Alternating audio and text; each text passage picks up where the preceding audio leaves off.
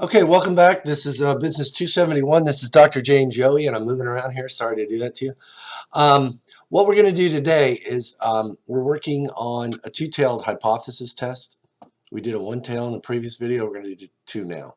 So what I'm going to do first is I'm going to get myself out of the way here. We don't need me. I'm not that important. And we're going to use the PowerPoint slides here a little bit, and then we're going to film me on the old notepad again. All right. So first thing, there we go. Move me out of the way. All right, we got the steps of hypothesis testing. We've been working on these so far. The first one is to develop the null and alternative hypothesis. We did that before. Okay, and the problem we're going to be working on, which is on page 407, number 11, we're going to be working on a hypothesis that the mean for some population mu is equal to 15. All right, there you go. See my gorgeous face if you have nothing better to do. All right, so we're going to develop a null hypothesis that mu is equal to 15, and our alternative is that mu is not equal to 15. Now for us, that equality sign is important. That tells me I've got to do a two-tail test. The one we did in the last video, that was a one-tail test. But right now we're going to do a two-tail. Number two, specify the level of significance. Usually if you're working a problem out of a book, it's going to be given to you that level of significance. Okay, and we're going to use a level of 0.05. Then we're going to collect the sample data and compute the value of that test statistic. So maybe this mu is equal to 15 is the population mean for salesmen at a car lot or something. We sell 15 cars a week. So then we implement some new policy. We want to say, hey, is it still 15 or did it change? Was this new policy change? Was it better? Was it worse? Maybe we did some training. We trained the salespeople, whatever it is. We did something. And we want to see if the mean is still 15 or if it's changed. Okay, so we'll go out and collect a sample. We may, maybe we gave them some training, paid a lot of money for our training, for the salespeople, and now we're gonna see how they sell after they've been trained, and we'll maybe compute for a couple of weeks for next week the sales sample. The sample mean of these salesmen for 1 week, and then we're going to compare that sample mean with the population parameter that we hypothesized that was mu is equal to 15 cars per week. Okay, then we can either use the p-value approach, which we did in that last video. We're going to use the value of the test statistic that we calculate to compute the p-value, and we'll reject the p-value if the p-value is less than or equal to alpha. Okay, and that's our steps to hypothesis testing.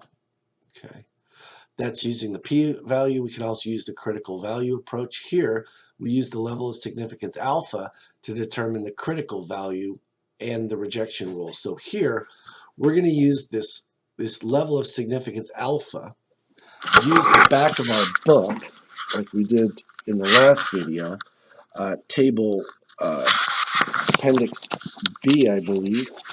Yeah, it's appendix B, and we're gonna we're gonna go and find, say, the value that comes closest to that test statistic, or excuse me, that level of significance alpha. Now, before, when we chose an alpha of 0.1, we just looked up that value in the book. Now, if we're doing a two-tail test, we're going to take whatever our alpha is, our level of significance, and we're going to have to divide it by 2 because we're going to have 2 areas of rejection, one on the left-hand side of the mean and one on the right-hand side of the mean. Okay, so for example, if we had a alpha of 0.1, we would go in the book and look up half of that, 0.05. So we're going to look as close as we can get to 0.05 in the back of the book, and it looks like we're going to get right here. I'm trying to make this bigger. It's hard for you guys to see this. Okay, if you go across here, that's negative 1.6, and then we have 0.05. So this would be negative 1.65 would be our critical value. Plus or minus, so we would say if the absolute value of our test statistic is greater than 1.65, then we would reject the null hypothesis. Okay, then we calculate our test statistic and see what we got.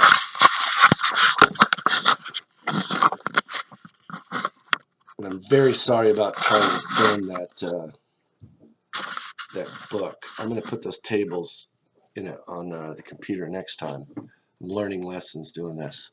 Okay, so that's the method for doing this. We've already done a one-tailed test where we have a population mean. So we're going to scoot through these slides a little bit and get to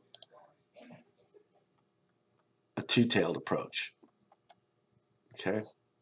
So here, the p-value approach to a two-tailed hypothesis test. We talked about that just a second ago, but we're going to go over it again.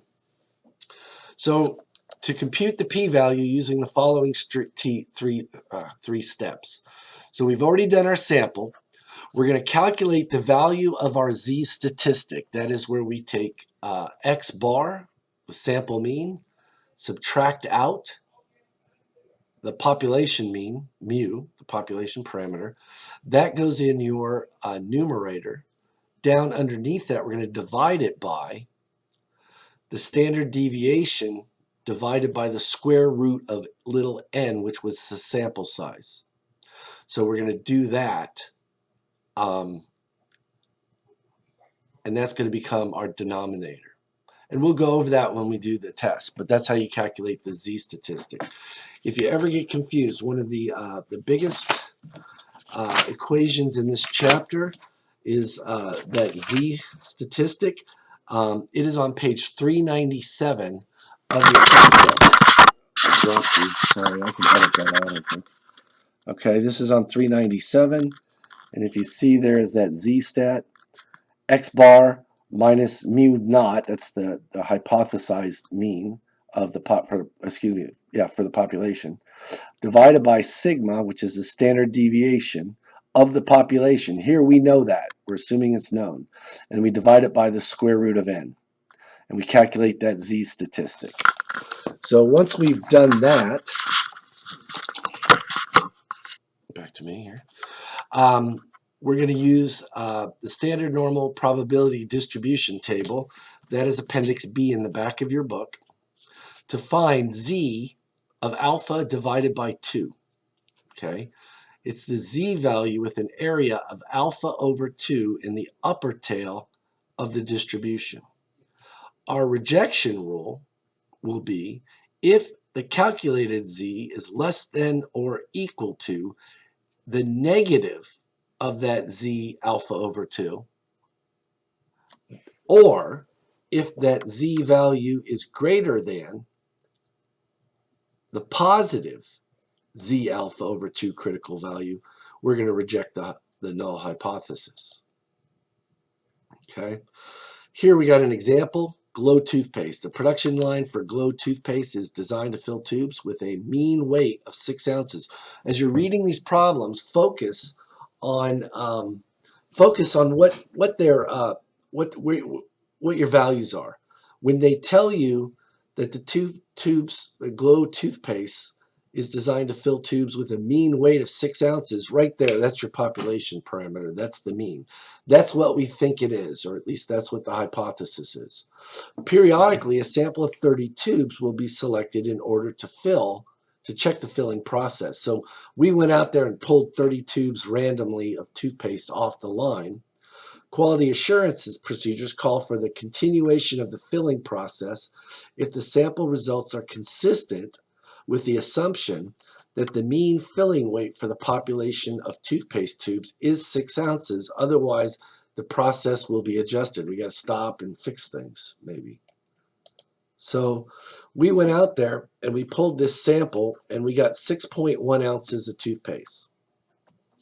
The population standard deviation is believed to be 0.2. So right there, I'm thinking I got some more values that I need for my z-stat. One of them is x bar, the sample mean. That's 6.1. So this sample, we've got these tubes that the mean of them is a little over 6 ounces. It's 6.1.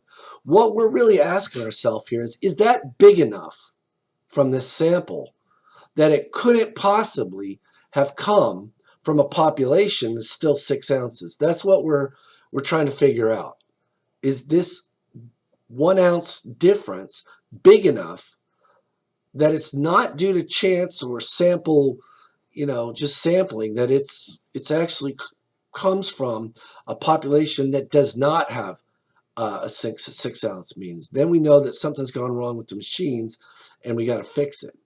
Now, the standard deviation, 0.2 ounces, tells us that, hey, not every tube comes out at 6 ounces. Some are bigger, some are a little bit less, but on average, they come out at 6 ounces. And we have a standard deviation of 0.2 ounces, which talks about the sampling distribution.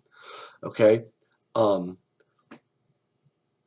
Just because we're pulling means from a population that has 6 ounce mean doesn't mean every sample is going to come out with 6 ounces.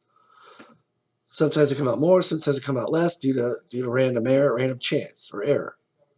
But when we do this, we know that there's a variation in the samples, and we know that one standard deviation is 0.2 ounces. If you think back to your empirical rule, you'll remember that that roughly about 65% of all sample means will fall within plus or minus 1 standard deviation of the mean.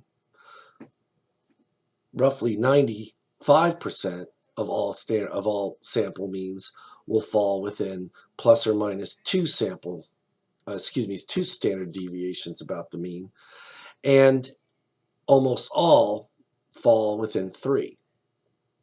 So, for example, if we were to get a sample mean that fell more than 3 standard deviations on either side of the hypothesized population mean, that would be a pretty good indicator that the population mean isn't 6 anymore, that there's something wrong with our machines. We need to go in and calibrate them, fix them, whatever.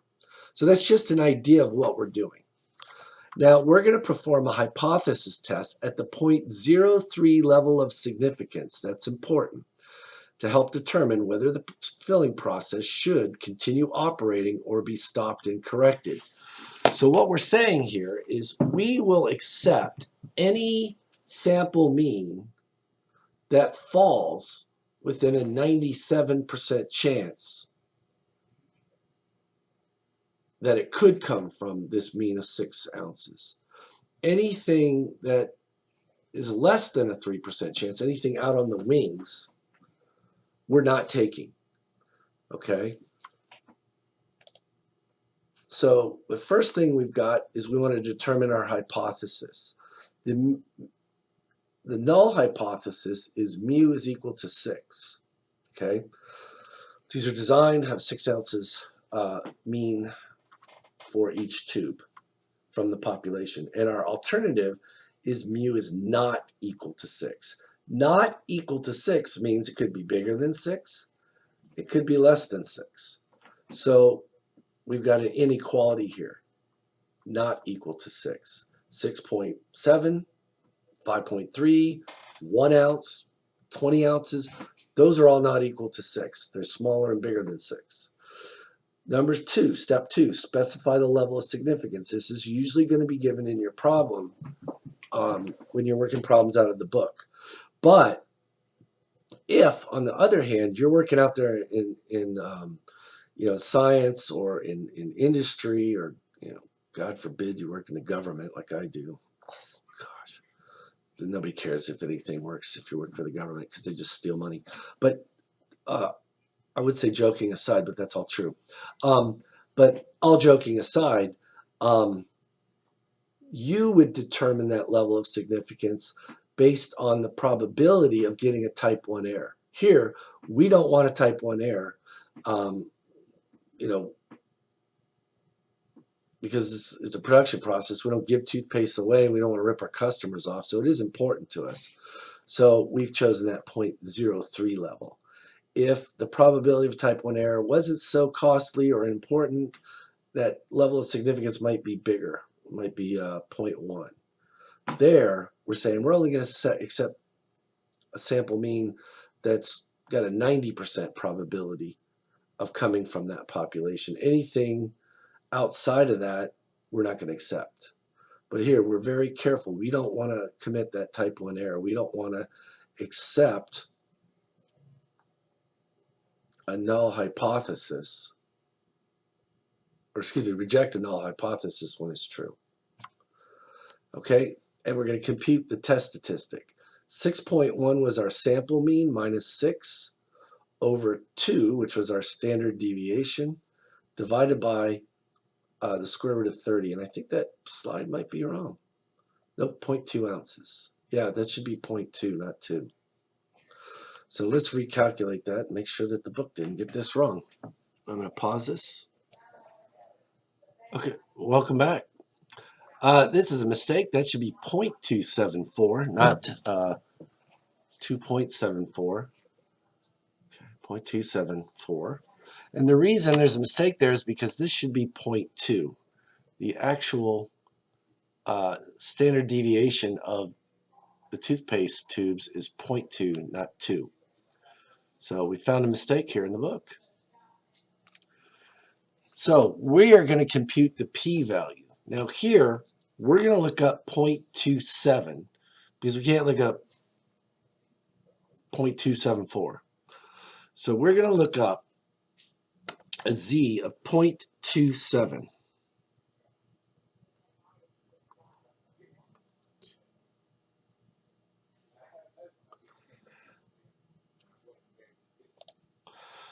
Okay, so here I've got the tables pulled so you don't have to try and look at my book with the camera. And if you look in here, we're looking for 0.27. So I got negative 0.2. Now here, this is a cumulative table. This tells you only one side of the distribution, but that's all you really need. Once you know the z for the negative side, which is on the left-hand side of the mean here, where the area of rejection is, we'll just use the same z statistic with the positive value, and that's to the right. So if we look here, up here is 0.07, and we got 0.2 here. So we go to the 0.2 row, the 0.07 column, that'll be negative 0.27. If I could remember which one it is when I go down here, because I can't see it. That's this number right here, 0.3936. 0.3936. Your slides here in the book are showing something different, but it's 0.3936. Okay. So our row value is 3936.